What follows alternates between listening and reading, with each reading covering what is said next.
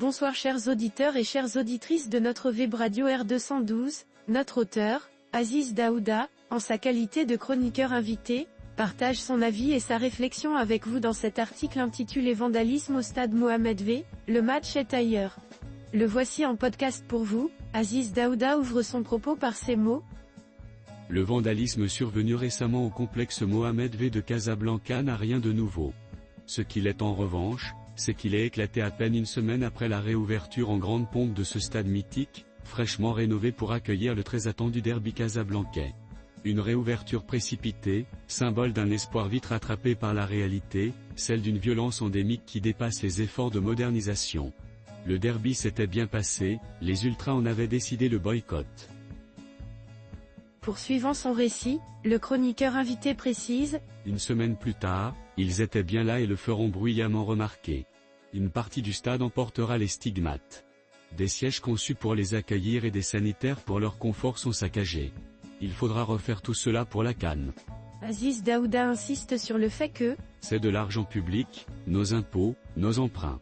Il enchaîne en explorant plus en détail l'ampleur du problème ainsi. Lors de certains matchs du Wydad, du Raja, ou ailleurs au Maroc, le comportement d'une frange du public s'avère de plus en plus préoccupant. Ce phénomène, au degré variable de dangerosité, dure depuis des années et perturbe gravement l'ordre public.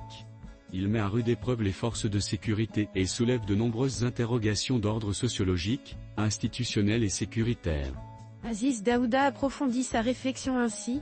De nombreuses études ont été menées, sans aboutir à des solutions concrètes. Car ce phénomène est complexe, il ne découle pas uniquement des résultats sportifs.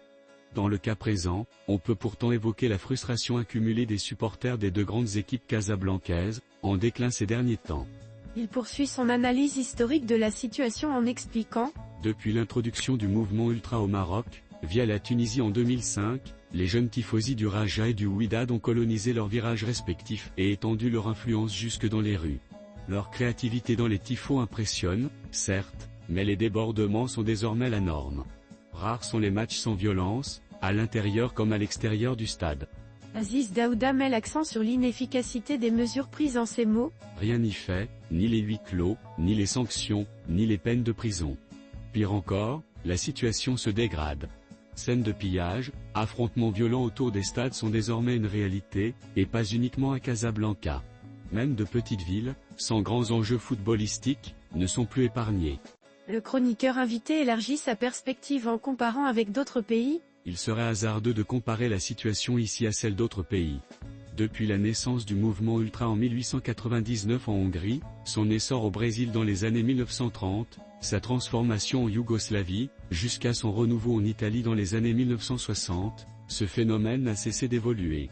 Il en va de même au Royaume-Uni avec le hooliganisme dans les années 1970. Il insiste sur l'originalité marocaine de ce phénomène. Dans le cas marocain, nous faisons face à une expression singulière du mouvement, un particularisme enraciné dans les dynamiques sociales, économiques et culturelles locales. Il échappe aux grilles d'analyse classiques, se forge une esthétique propre, des codes singuliers, et une capacité de mobilisation qui dépasse le cadre du football. C'est une réinvention du phénomène à la lumière des réalités locales. Aziz Daouda enchaîne sur les réponses institutionnelles apportées. Les réponses institutionnelles n'ont pas tardé. Promulgation de lois, réunion élargie par la DGSN, cellules spécialisées, colloques scientifiques. En vain.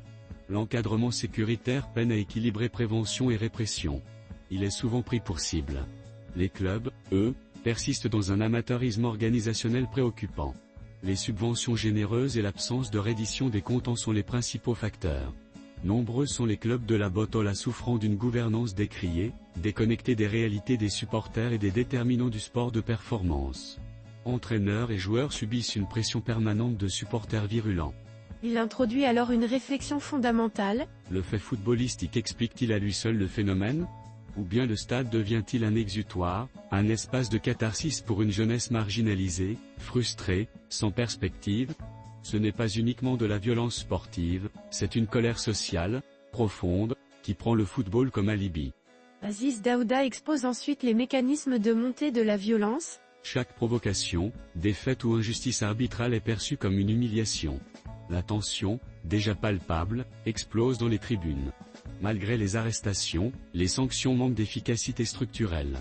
L'absence de suivi judiciaire renforce l'idée que le vandalisme est toléré. L'accueil triomphal réservé à certains jeunes à leur sortie de prison en dit long, ils ne regrettent rien. Au contraire, ils en sortent auréolés d'un prestige inquiétant.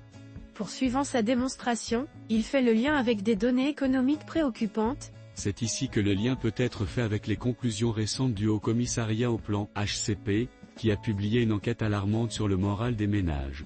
L'indice de confiance des ménages, ICM, a chuté à 46,6 points au premier trimestre 2025, son plus bas niveau depuis 2008.